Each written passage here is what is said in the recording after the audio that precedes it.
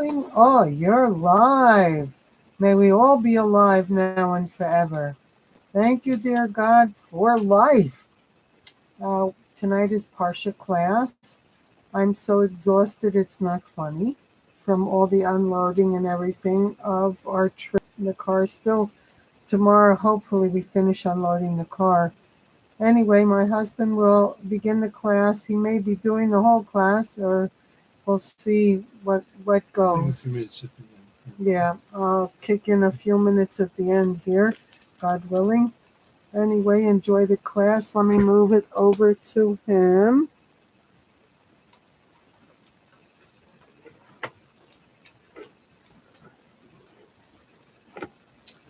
Good evening, everyone. This is Rabbi Schaefer and Rabbi Tziniska with me tonight. And we have not been able to have this class for quite a long time.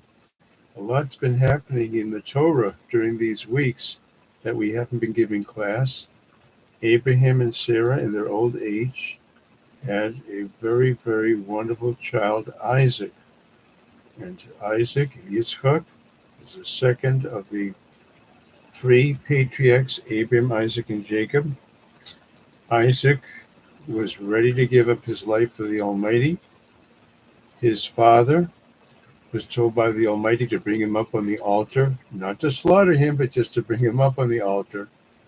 And Abraham was ready to go through the entire process, showing that the love for the Almighty exceeds the love for children, exceeds the love for everything. In the portion that followed the Akedah, which was Vayera, we find that Sarah passed away and that Abraham purchased the first piece of Israel. He didn't want to take it as a gift. He knew the Almighty was going to give the land of Israel to the Jewish people. That's what we're fighting over to this very moment, this very second.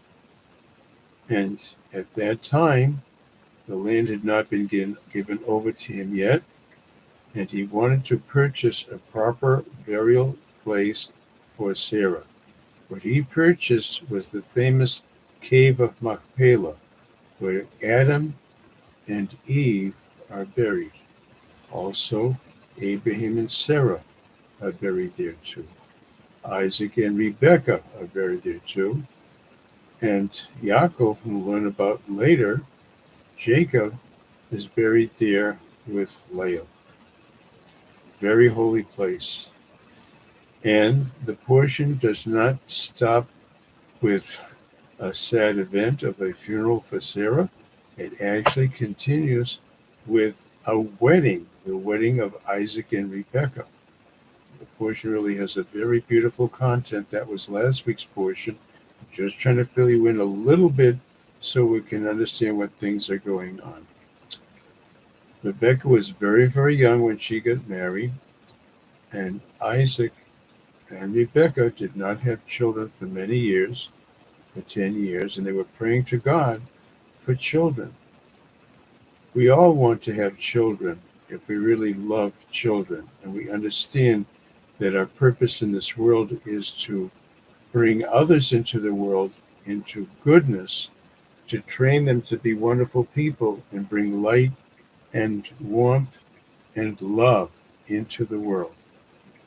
The Jewish people have the special obligation to bring the Torah into the world. Isaac, as they say, is the second of the patriarchs, and Rivka is the second of the matriarchs. If they don't have children, what will happen to the Jewish people? So they prayed very fervently to the Almighty, and the Almighty answered their prayers. He answered Isaac's prayer especially because Isaac was the son of a saintly person. Rebekah was the daughter of a very wicked person. She was an incredibly righteous and wonderful saintly woman. She grew up with a wicked father in a very deceitful, wicked place. She had a wicked brother, and she did not allow herself to be influenced by all of this. And when she had the opportunity to marry Isaac, she said, I'm going to go, whether you like it or not, I'm going to go. So this week's portion is speaking now about the children that were born to Isaac and Rebekah. So the portion begins like this: Ve'ela toldos Yitzchak ben Abraham. These are the generations of Isaac, the son of Abraham. Abraham holidus Yitzchak. Abraham fathered Isaac. We know that from the previous portions clearly, of course, that Isaac was the child of Abraham and Sarah. They had a child miraculously at their very old age. Why does the verse have to once again state not only these are the children of Isaac, the son of Abraham, but again, Abraham was the child. Abraham was the father. Abraham was the father of Isaac. So Rashi, the wonderful commentary, tells us several answers, which we'll dwell upon for a couple of minutes. Sarah had been taken away from Abraham in an earlier portion by the king of the Philistines, Abimelech, the king of the Philistines. And after that incident, when she was freed, God protected her that nothing happened to her.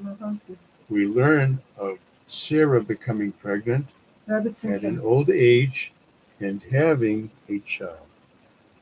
That miraculous child was Isaac, of course. Ask her if she can hear you.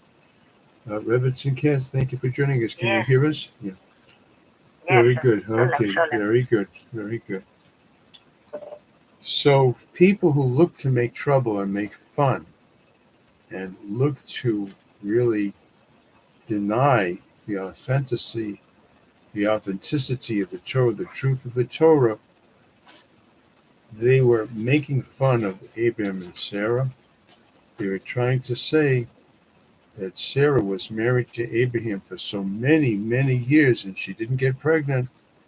After she was taken by Abimelech, who did not touch her, after she was taken, all of a sudden she becomes pregnant. So they're trying to make up a lie, a perfect lie, a complete lie, that Isaac was really the child of Abimelech and Sarah, which is a terrible lie, not the child of Abraham and Sarah. So what did the Almighty do? In his Torah, he testifies clearly that Abraham was the father of Isaac, and God did something very interesting. He made Isaac look just like his daddy. Yeah. You could see clearly Abraham holidus Yitzchak, that Abraham was the true father of Isaac and not Abimelech. He looked just like his daddy, just like Abraham. So one wonders about this special miracle that God did. Many children look just like their daddy. Sometimes I remember seeing little boys that look just like their daddy without the beard, because they're, I'm speaking about Hasidic rabbis and Hasidic people who the men do wear a beard. But the shape of the face, in English, there's a silly expression, spitting image. That's the expression that they use. It's not a nice one, but that's the expression that is used. There's a question that's raised about this. We'll just take a couple of minutes for it because it has such a beautiful lesson behind it. If the Almighty's going to do something special so that everybody in the world sees clearly that Isaac is the child of Abraham, and he makes Isaac look just like his father, that's wonderful, but it's also very common too. Why not make Abraham's face look like Isaac? Instead of Isaac looking like his daddy, make the daddy. God is doing a miracle. He's doing something special. Make the father look like the child. The same thing will be produced since they both look alike. We can see obviously who's the father and who's the child.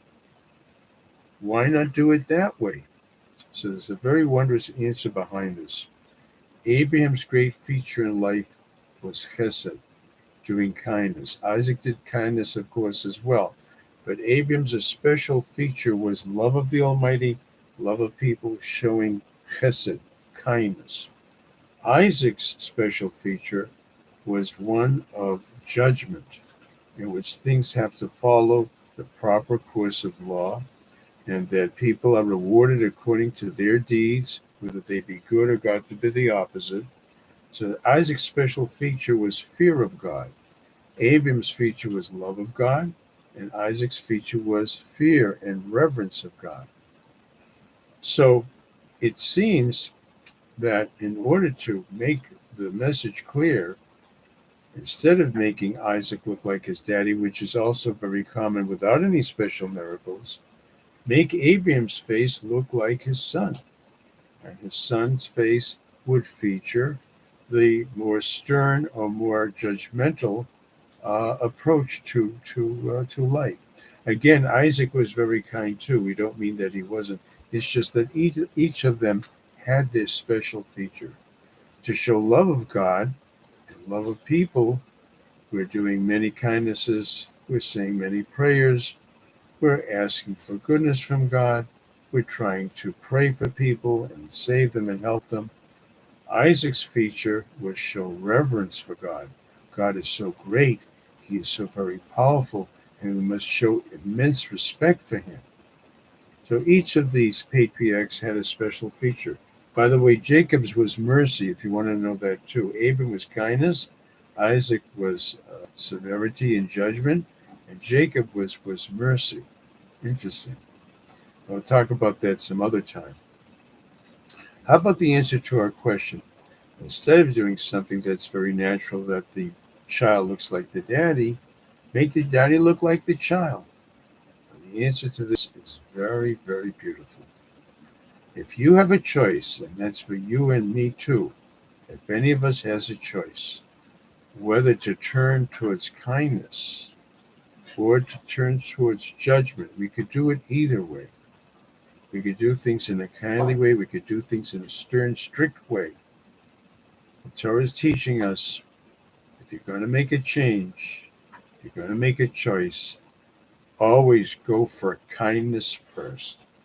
Try the approach of kindness. If you have to and people are not responding, whether it be our children or people that would work for us or people who deal with us, etc., and they're not doing what they're supposed to be doing. They're doing perhaps the opposite. They're interfering even with us. Try the kindness approach first.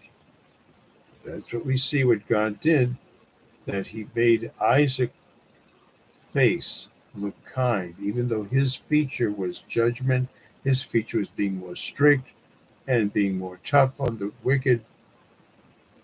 Isaac's face had a kind face just like his father. He looked just like his father. So it's a very beautiful lesson that we take from this. If you have a choice, try kindness first. Okay, let's go a little bit further. Isaac and Rebekah pray for children, and she does become pregnant, and she's actually pregnant with twins. Inside her womb, something very strange takes place.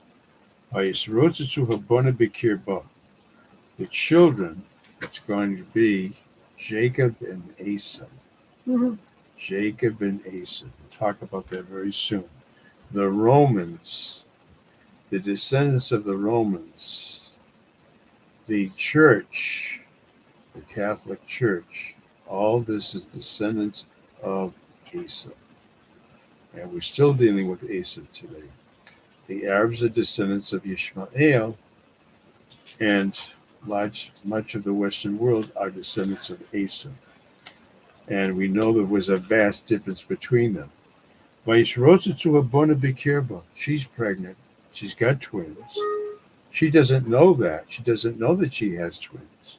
She thinks it's one child. And there's a struggle going on in her womb, and it's very, very painful. There's a something on the screen that doesn't belong there. Yeah, okay.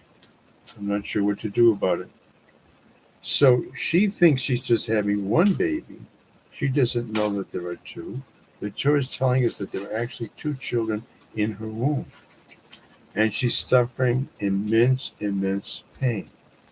When she walks by a holy place, screen a little to click it out. Okay.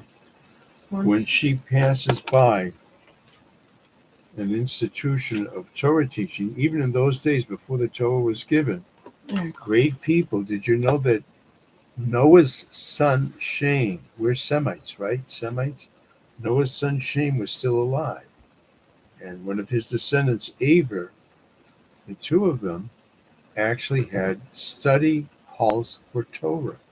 What was known of the Torah in those days through prophecy and passed down from Adam as well, and Noah as well. So when she passed by their halls of Torah study, a holy place, Yaakov was a fetus. He's a fetus in his mommy's womb. He's starting to struggle and to try to move and be born and to go towards holiness. When she would pass by a church, I mentioned the Catholic Church, Avodah Zarah, which is idol worship. Rebbe Tzinisk explains this very often, not meaning to hurt people's feelings. Belief in anything besides God, any person, anything, angel, statue, sun, moon, or stars, or even a stupid ideology, an ideology like the woke ideology.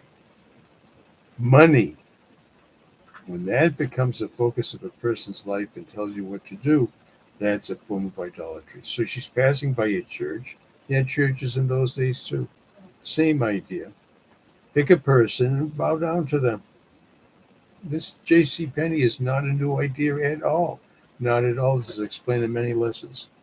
So Asa, the other fetus is now struggling, wanting to get out and to be close to the church.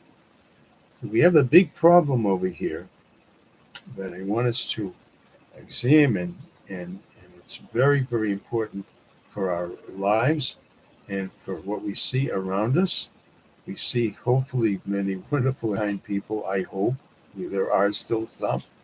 And we see terrible treachery and wickedness and butchery and horrible, monstrous behavior. You know what that I'm referring to. And even before this war, we saw that thing as well. But now we see it's an incredible, terribly exaggerated, unfortunately, increased. At any rate, people have the impression that Jacob was born to be saintly and good, and that Esau, the brother, the other twin, was born to be wicked. And really, all these things, these horrible things that you actually are seeing and hearing about today, he was doing that when he was just 15 years old, as we explain a little bit later. So some people are born to be good and some people are born to be extremely wicked. Maimonides, the great teacher of the Jewish people and the great philosopher recognized by all nations, taught us this is absolutely false and wrong. If it's destined for a person to be good and saintly, and they are good, why should they be rewarded? They had no choice, did they? They were destined to be saintly. If another person is very wicked, they're destined to be wicked and evil and barbaric and to be immoral like Asa was, why should they be punished? I had no choice. I was born bad. My brother was born good. I was born bad. Maimonides explains this is absolutely false. That each and every person, a normal person, I'm not talking someone who is born with mental difficulties or chemical problems in their body, the person who is born basically healthy is given free choice no matter who it is. No one is born good and no one is born bad. It's up to that person. We find, as a matter of fact, that both Jacob and Esau, as they say, I call them in English, Yaakov and Esau, were taught by a very wonderful, saintly person. They both were given wonderful instruction. And it even mentions that Esau was starting to develop as a spiritually good person as well. What went wrong? It wasn't that he was born bad and had to be bad, not at all. What happened was that as he matured, he took the choice of which path to take, just like Jacob did as well. And he chose to take a very evil path. He had somewhat of a detraction to that, as we see in the womb, when his mother passed by a church, that he felt a tendency to want to be born and to be out. Jacob, when she passed by a holy place, Jacob had that tendency. A tendency is not a determination of what you're going to be. Some people, I think you have noticed, you call them angelic. You're an angel. I mean people who are really nice and wonderful. They speak honestly. They speak with kindness. We see that much of their life is devoted to others in goodness. And we say that person's an angel. And as a matter of fact, people often have what you would call a very wonderful, nice nature. And that nice nature, they choose that path. They choose to be good people. They have that tendency to begin with, and they choose. Can they go the opposite way? Yes. Do they fail sometimes? Yes. So Jacob had these wonderful good tendencies to begin with, and Esau had good tendencies and not good tendencies as well. The question is, what path should they take? I mentioned that they were both taught by a wonderful, saintly person who gave his entire life for the Almighty and was willing to give his son for the sake of the Almighty. Their Zadie, their grandfather, taught his grandchildren. And he taught them both to be very good, wonderful people. Esau decided that that was not for him, and he turned the other way. Did he have free choice? Yes. Now, we want to take a moment to observe the difference in personalities, not only of these two individuals, which Jacob and Esau were opposites. They didn't have to be. Isaac thought that Esau was wonderful. His son Esau fooled him.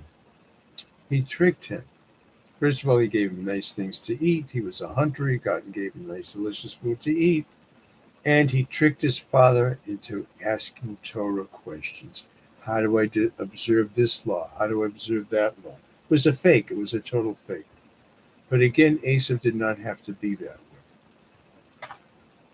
I want to give us maybe a little bit of an introduction. Maybe this is a class for Sunday also. Give us a little bit of an introduction of differences in personalities that we've already started. Some people have a very saintly tendency. They're not interested in all the foolishness of the world. They don't have to have 6 hot dogs at a barbecue. They're not tempted by things we not to look at. In fact, they're disgusted by those things because they have a great tendency. Can they do evil? Yes, there are saintly people who went bad. They went sour. There are. To the amazement of many people. There was a high priest in the holy temple. At the end of his life, he turned against the Torah and became one who denies the truth of the Torah. He was a high priest. You don't get that way. You don't get to that position unless you're a very great and saintly person. And at the end of his life, unfortunately, he went the wrong way. So there's one way of serving God in which you have a tendency for good and you work very much with that. You don't have to fight so hard to keep away from evil. Most of us are not that way. Most of us are born with both tendencies. We're attracted to certain things that are good and wonderful and wholesome and pure and even holy. And we're also attracted to the filth and evil as well. Do all of us become terrorists? God forbid, of course not. Do we become robbers? Do we become people who abuse others and do horrible, heinous crimes. This terrible crime, a wonderfully saintly emissary of the Lubavitcher Rebbe, one of a Lubavitch rabbi, as we heard in the United Arab Emirates, was kidnapped and murdered, absolutely for nothing but hatred, etc. He was doing his job in a dangerous country to try to reach the Jewish people there. He was doing his job.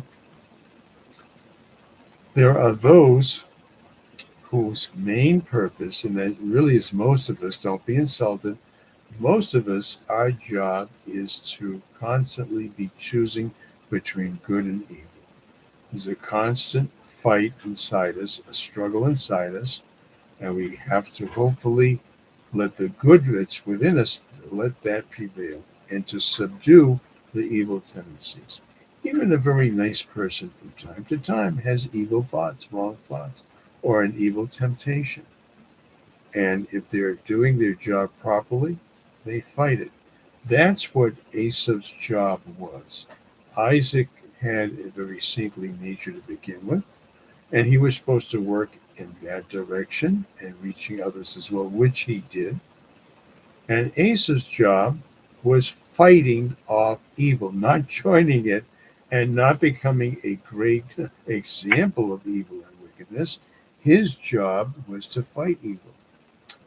The deep, secret lessons of our Holy Torah teach us that Esau's soul actually came from an even higher origin than Jacob. He could have been a patriarch himself. Esau could have been a patriarch. Unbelievable. He chose, obviously, not to. So I wanted, by this discussion, I really wanted to bring out very clearly that no one is born good to have to be good, and no one is born bad. Each of us has a choice, and when we choose to do the right thing, then the Almighty rewards us. And if we choose, God forbid, to do the wrong thing, then I'm afraid we have to take the consequences of that. But to say that Esau had no choice and he was born bad and he just had no chance at being a decent person is absolutely false. As I pointed out a few minutes ago, they were taught by a wonderful Abraham. Abraham had a wicked son too, didn't he? Ishmael. Did you know that Ishmael, who was the ancestor of the Arabs, at the end of Ishmael's life, he repented. He repented and became a good person. You see the choice, the ability? As a child, Ishmael was jealous of his younger brother, Isaac, and he used to take a bow and arrow and pretend that he was playing shooting arrows at little Isaac. Imagine that? And, of course, he was a robber. He was a very, very wild person for much of his life. But Ishmael, at the end of his life, under the influence, as we can see, he had a wonderful, wonderful father, Abraham, who had passed away already. Ishmael actually repented. Doesn't that show us that Esau could have as well? My understanding that he did not, Esau did not change. He chose not to change all the way through. But he had the same choice as his uncle Ishmael. Okay, let's go a little bit further in this very, very interesting portion. And that was a very important point that I wanted to bring out. Let's go a little bit further in the portion. Rebecca, I mentioned, was experiencing a very painful pregnancy, and she didn't understand what was going on. So, a simple explanation of what she did then, she went to inquire of the Almighty. Now, wouldn't you and I also like to be able to ask our questions to the Almighty? So what did she do? She asked, Loma ze anochi, why did I want to become pregnant if this pregnancy is so incredibly painful? That, as I say, when I go by this type of place, a holy place where Torah is studied, I feel terrible pain. And when I go by a church, I feel terrible pain. She thought she was just having one child. This bothered her enormously too. She thought that the one child had two tendencies, one to be extremely good and one to be extremely bad. She didn't realize that there are two different children inside of her. When a person has bad direction, let's put it to be bad tendencies, is what I'm trying to say, then under the proper influence, then you can, with very, very hard work, you may be able to improve them, but it's much harder if you have two different individuals, one is good and one is bad. It's much more difficult to deal with the bad one would think. At any rate, she doesn't listen, and she thinks that she's having one child. So it says, "Vatelach ledroshes Hashem." She went to seek the answer from God. As I say, wouldn't you and I like to be able to ask God directly and get answers from Him? What she did is she went to a very great person who was still living at that time. Remember that Noah had three sons, Shem, Ham, and Japheth. Shem is the ancestor of the Semites, the Jewish people. And she went to this very saintly great grandfather, and she asked him to plead with the Almighty. He was a prophet, and to find out what in the world is going on with her.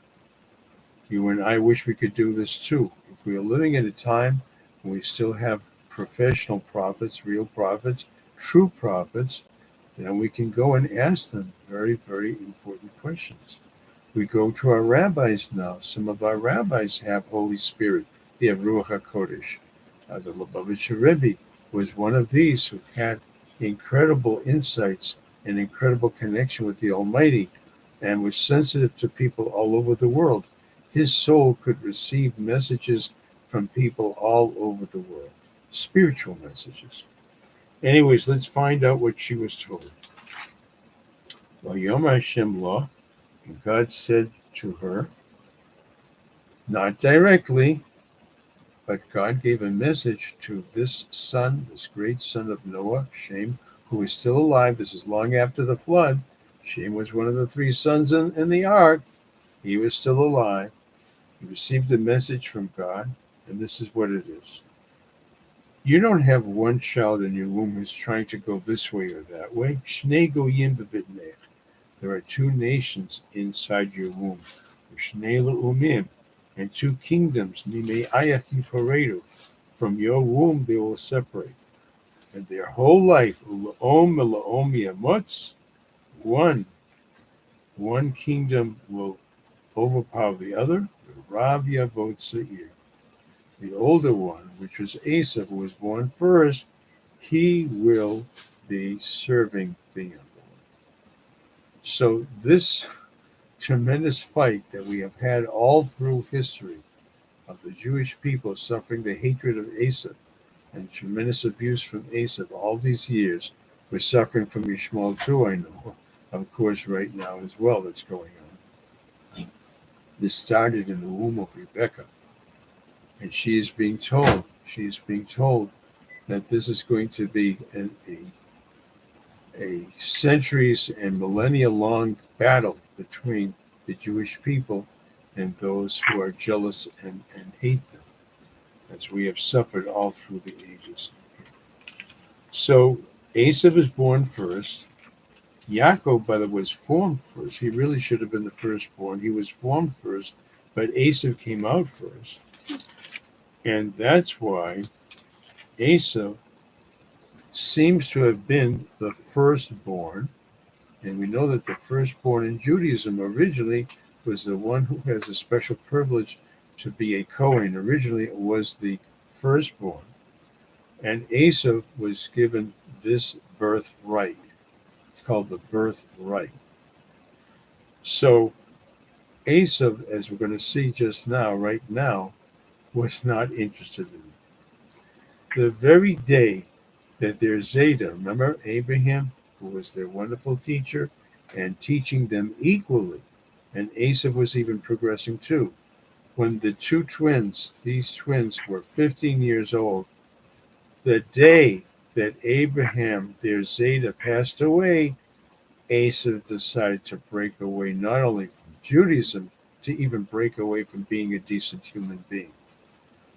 It says here that Vayozid Yaakov Nazir, Jacob was cooking lentils. Vayovo Esav minasadevahu oyev. He was cooking the meal for his father Isaac, who was in mourning.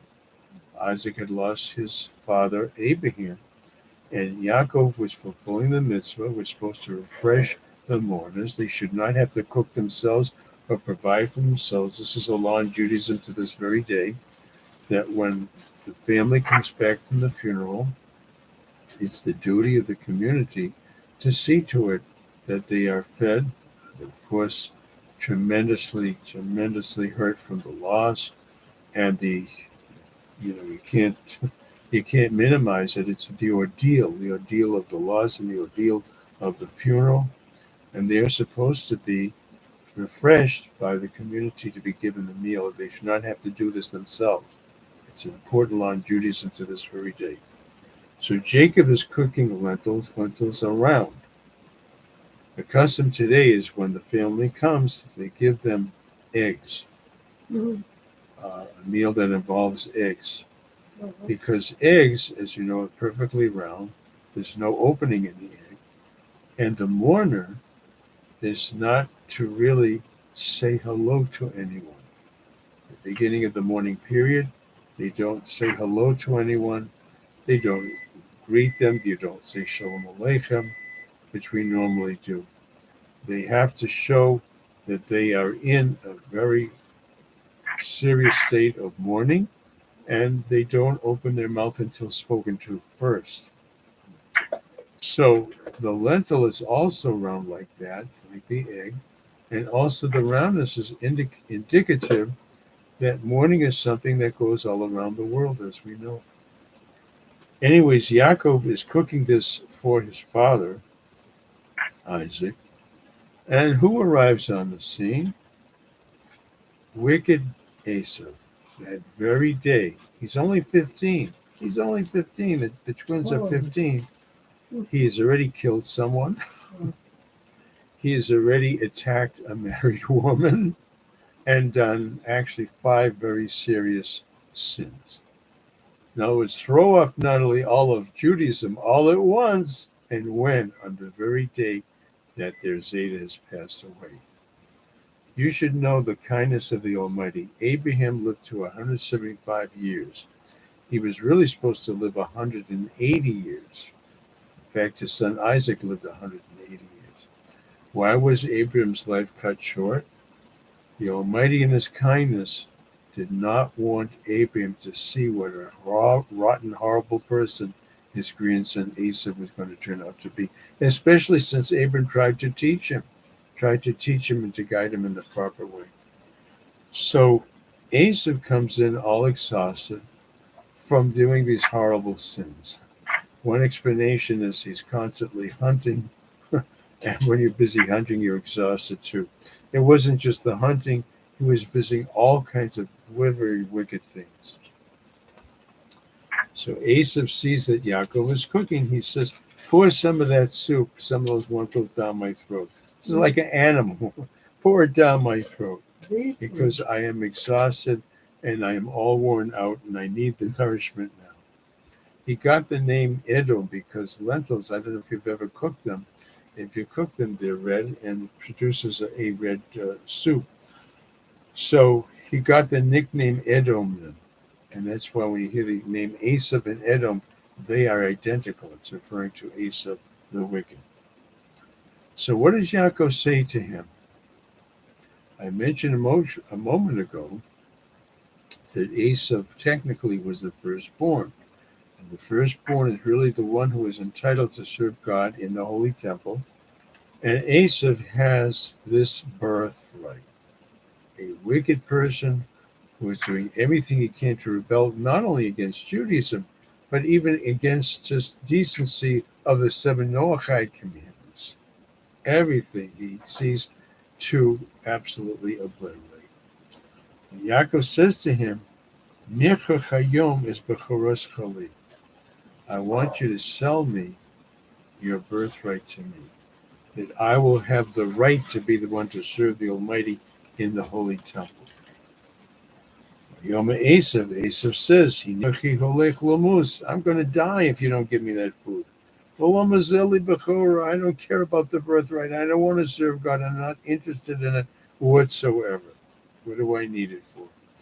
In fact, he asked Jacob, he says, what are some of the laws of the birthright? Well, those who serve the Almighty have to be very careful in the holy temple, because if one is disrespectful in the holy temple, if one is unclean, if one does the services wrong, then their life can be liable to the death penalty.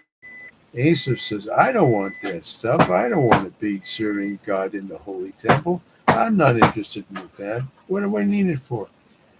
Yom Yaakov said, Hishavali Chayom. Swear to me today that you're going to sell it to me. It will be mine, and I will be legally the firstborn. Shavalo, and Asaph swore to him, Yaakov. He sold his birthright to Yaakov for some soup. Yaakov nasan le'Esav. Jacob gave to Esau lechem, bread, and zid out of Shem, and this lentil soup. Vayochel vayesh. He ate and he drank. Esau ate and drank. Vayochel, he get up, and now he's got energy, full of energy to do more nor evil. Vayelech, he went. Vayiv Esau v'sevachol. He absolutely despised the birthright. So you see how this pattern of really despising and hating Judaism goes way, way back, way to the beginning of Jacob and Esau. Well, the portion continues to go on just for a few more minutes, and I'll leave a few minutes for Rebbitzin also. There was a famine in Israel. These are amongst the tests that God gives us. There was a famine in the time of Abraham also that we had learned about. This was a second famine, and this is an interesting point.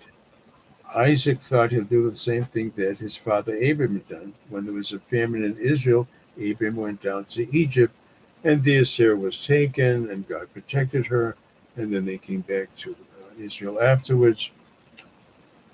Isaac was thinking to do the same thing as well. So God said, don't. I don't want you going out of the mainland of Israel, because you're actually a living offering. You were placed on the altar, and you're holy like an offering. And offerings cannot be taken out of the boundaries where they're supposed to be kept. Some offerings have to be kept within the temple precincts. Some offerings have to be kept within Jerusalem. And God is telling him, I want you to stay in this land. Don't go down to Egypt like your father did, because you are like a holy living offering. So he went to the west coast, actually, of Israel, which today, as we know, you're familiar with some of the cities there, Ashdod, Ashkelon, some of these cities on the west coast by the Mediterranean. He went over there, and he went to the city of Gror, where there was a Philistine king over there. And the name of the Philistine king was Avimelech, the king of the Philistines. Just to clarify things, there were 7 Canaanite nations in the mainland of Israel. On the west coast were the Philistines. We did not conquer that originally, but we eventually did, and we had to. And that's part of Israel as well. So they're over there. Abimelech is interested in beautiful Rebecca, tries to take her away, etc., etc. He wants to do that. So he doesn't succeed in doing that. And Isaac used the same tactic that his father did. He said, this lady is my sister. And this is not wholly true, of course, but because if he said, I'm her husband, they would put him to death to take away Rebecca away from him. That's how wicked these people were in those days as well. At any rate,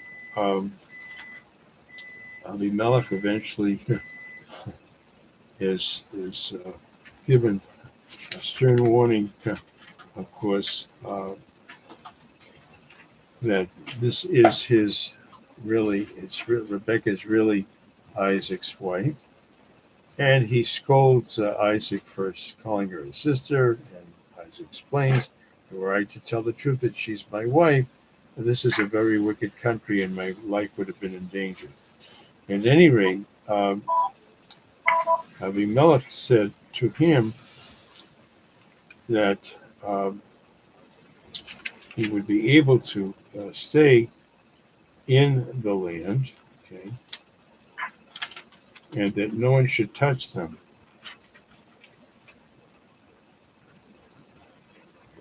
No one should hurt them, no one should touch them.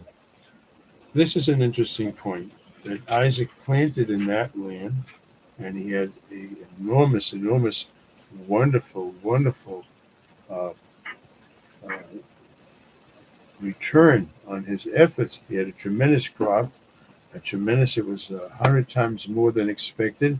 It was a year of famine. It wasn't like the mainland of Israel. And Isaac was progressing and doing better and better and better. He had many industries that were going on. And what happened? What happened?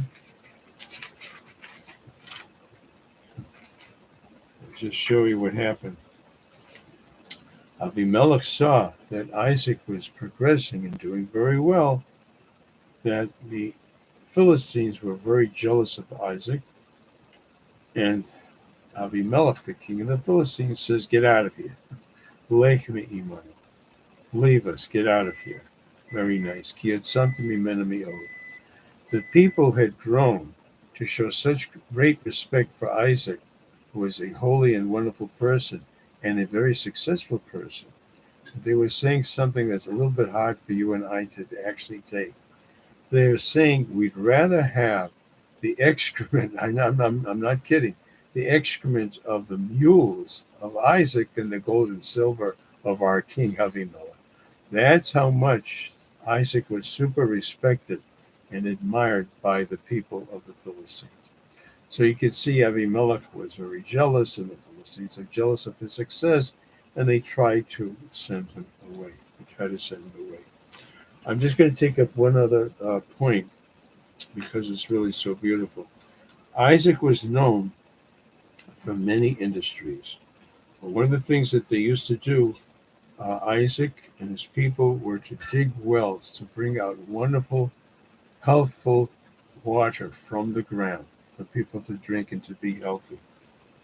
So Isaac dug a well, and the shepherds of the Philistines started a fight, and they said, "It's our well." They stole it from him. And it was called his Asku, that they made an uprising and took it away from him.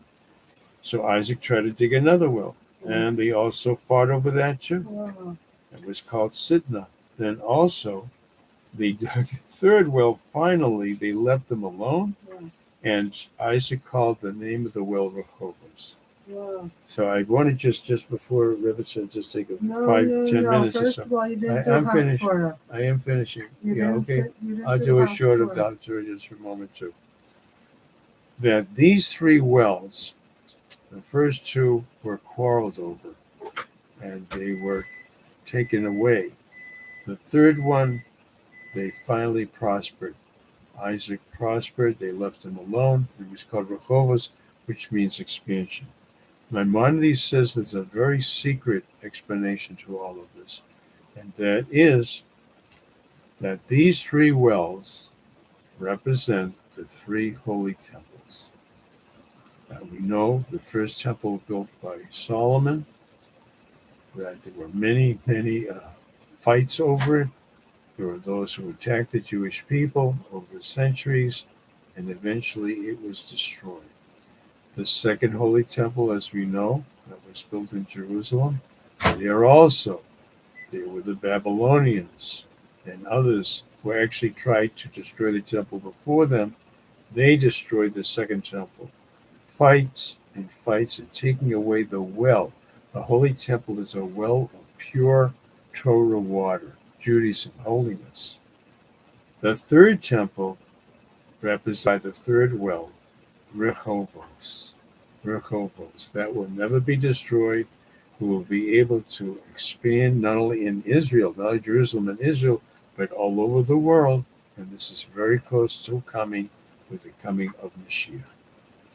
I'm just going to say a couple of words about the Torah. We're not reading the regular Haftorah foretold us this week because Sunday and Monday are Rosh Chodesh Kislev. We will be blessing. For the Haftorah? What is it? What are the scriptures? Samuel, I'm going to mention it right now, just for a moment. I'm not going to go into great detail, but just a little bit. In the book of Samuel, there's a passage which shows the great friendship and love of David and Jonathan. Jonathan was the son of King Saul. And King Saul knew that the kingdom was being taken away from him. He made some serious mistakes, and the Almighty became disgusted with him. He was great in his own right. We need a whole class to explain how great Saul actually was. In the meantime, Saul was out against David. So his son Jonathan and David themselves, the two of them themselves, couldn't believe that the father and the king, Saul, was going to really try to harm David.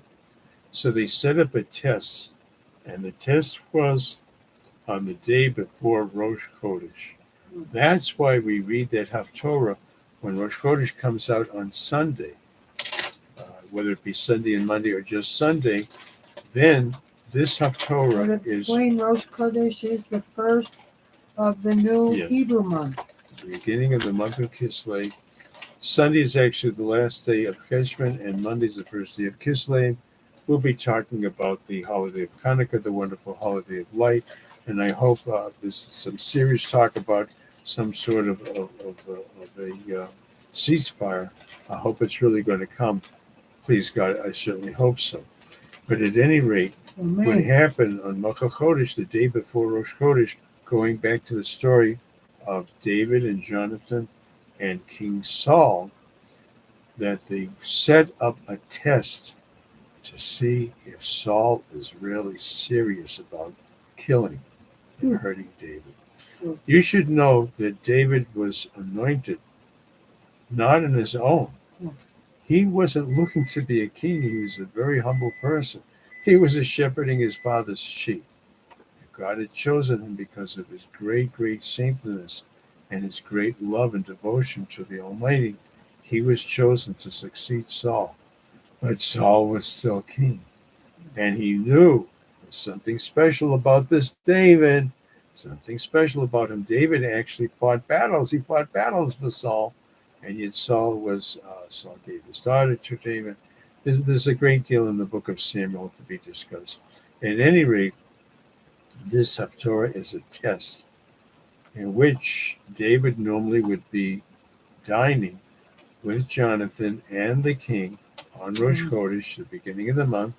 It would be a special meal, special offerings at the temporary holy temple that they had in those days.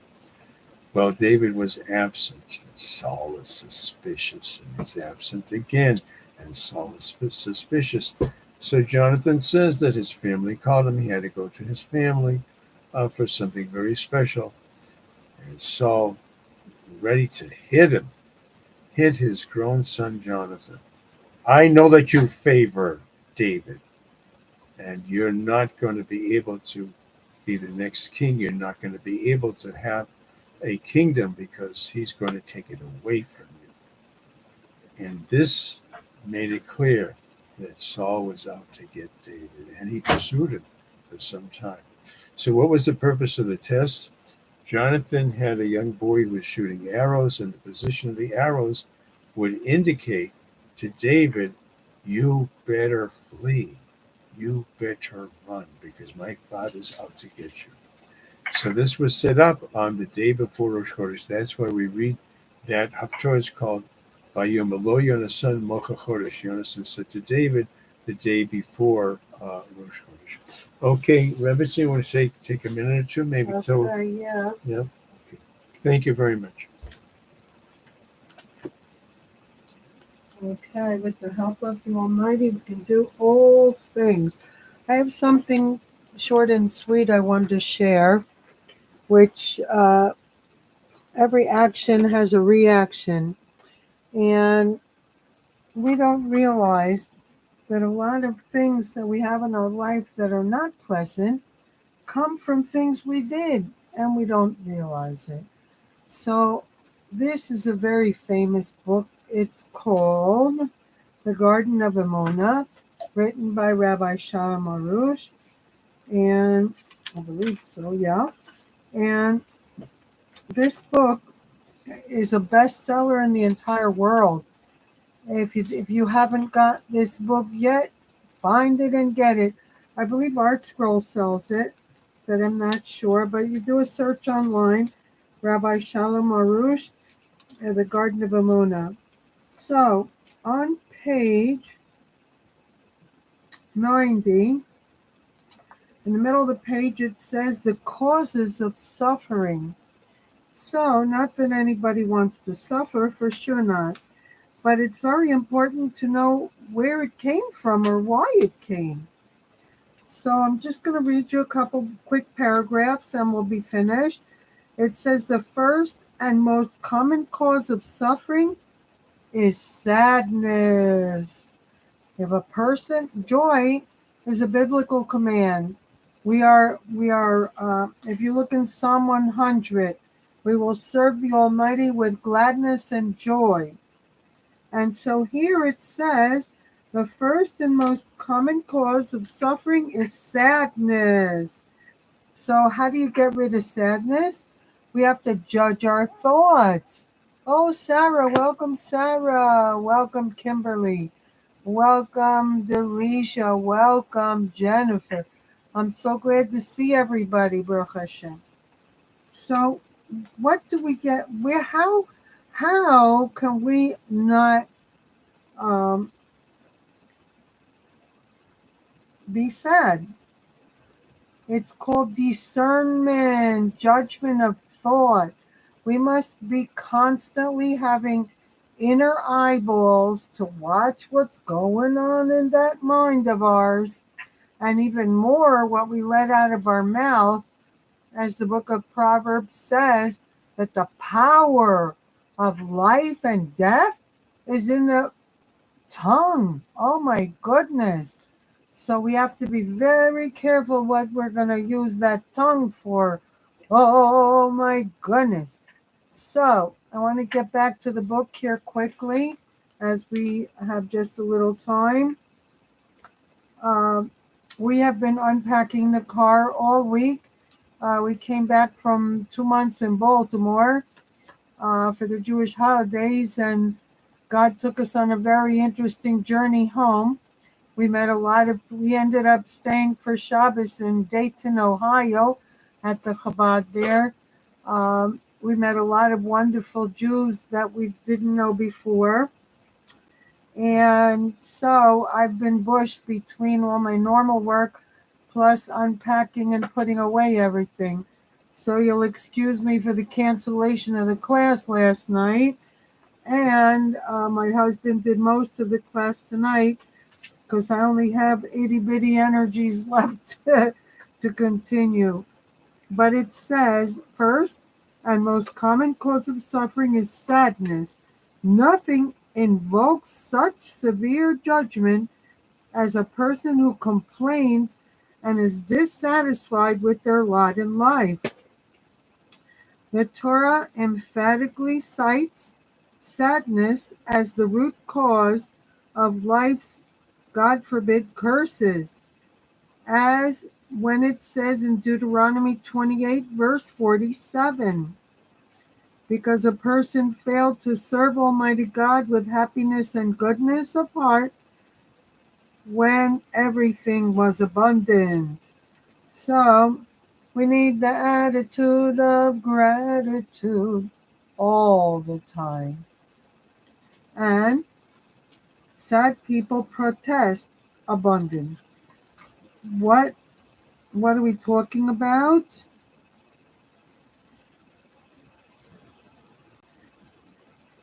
They say, look at their troubles. and they disregard the thousands of life's daily blessings that God gives them. By taking their blessings for granted and focusing on difficulties, they make their lives even more oi. Well, we'll just say oi, huh? And I'm going to leave it there because how do we get rid of all of that? Judgment of thought. We must read and study a certain amount of scriptures daily, true scriptures, which if a person has a Christian Bible, that would be what they call the Old Testament, which is about 98% true. But the New Testament is 75% man-made, so we definitely don't want to go there, for sure not. Anyway, and I know, not because somebody taught me that, but because I took it and compared it page by page. As my husband is a rabbi, and we have the original scriptures. The Old Testament is 100% true. Well, no, their translation has been. Oh, their translation. Yeah. So it's very important to realize that the direction we want to go in is called truth. We want the one true God. We want the true scriptures given to Israel on Mount Sinai, and the Orthodox rabbis still have them in books wherever they have their books, in their living room or their book rooms, wherever the books are, right? And so we know what is truth and not truth. Baruch Hashem. And yes, we want Mashiach now. We want. I can sing because I'm 70 years old, you know. But in any case, it's very important. Yeah, Hallel Hashem. We can make a difference in the quality of our own life by making inner eyeballs, watching what's going on in that mind of ours. Like the Rebbe said, think good and it will be good, which means that there's power in thought. What do we want to empower by allowing it to be in our mind? Yeah? Think about that when we finish the class and start working on it. I remember when I first started doing that, I made little sticky notes all over the house that said, don't forget to judge your thoughts. And because somebody called me on the phone or whatever, and blah, blah, blah, blah, blah, and all of a sudden I forgot about the judgment of thought that I needed to do. And so the sticky notes helped a lot. Whatever way works for you, pray and ask Almighty God for help to accomplish that, and you will have a much better quality of life. Depression, sadness does not do anything good and beneficial to anyone. Some people think it's part of being humble. Humility is not that. Humility is knowing who gave us all these blessings and saying, thank you, Father. All day long verbalizing, thank you, dear God, for everything past, present, and future, like we do when we wake up in the morning. Modeani lefanecha. We gratefully thank you, O living and eternal God, for returning our soul back within us. Your faithfulness is great. What does it say? Haftorah, Bension, thanks, and thank Almighty God for Yiska's husband. Yeah, I thank him daily for my husband also. And tzedakah delivers from death. So make sure, doesn't say how much, but give a little bit of charity every day. You can make a little box and decorate it or whatever. What I do is I make little cups. You see these cups, styrofoams, and each one has the day, like this one's for Wednesday. And I take it and I already designated a certain amount for me and my husband and all our descendants, a certain amount for our friends and our students, and for my Rebbitzin, a certain amount for the restoration of this country and Trump back in office, which God has already answered, Baruch Hashem. And I pray that this country and the world will be a peaceful, pleasant, safe, and righteous place to live now and forever. I pray that every night, make sure before you go to sleep, gather your family together. Me and my husband are together on that. We pray out loud with each other, saying amen to each other's prayers.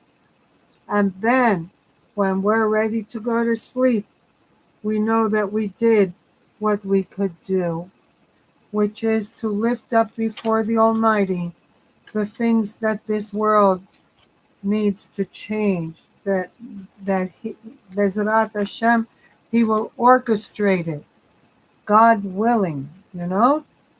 Anyway, we're always happy that you come in and join us in the class.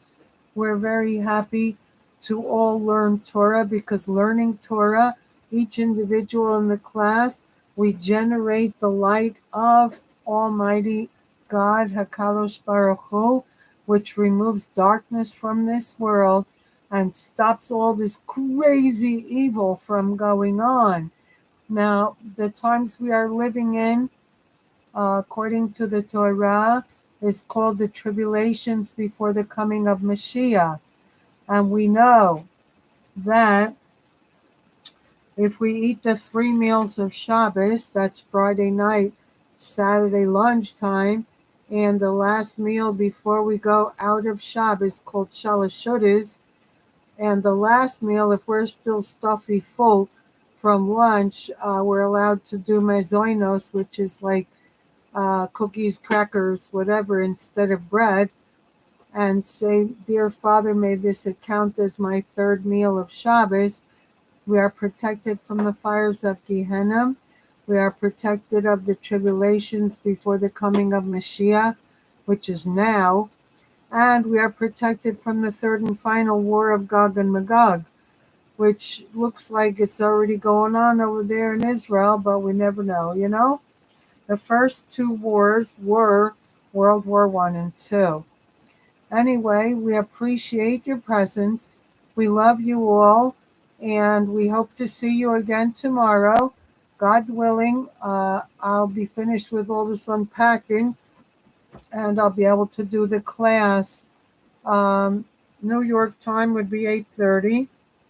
Here in Dickinson, it'll be 6:30 because we're 2 hours earlier than New York. But in any case, we'll be here live on the YouTube channel. Hope you can make it. Zai Gaben Chabi Gazun. God bless you all. We love you. Thank you for coming.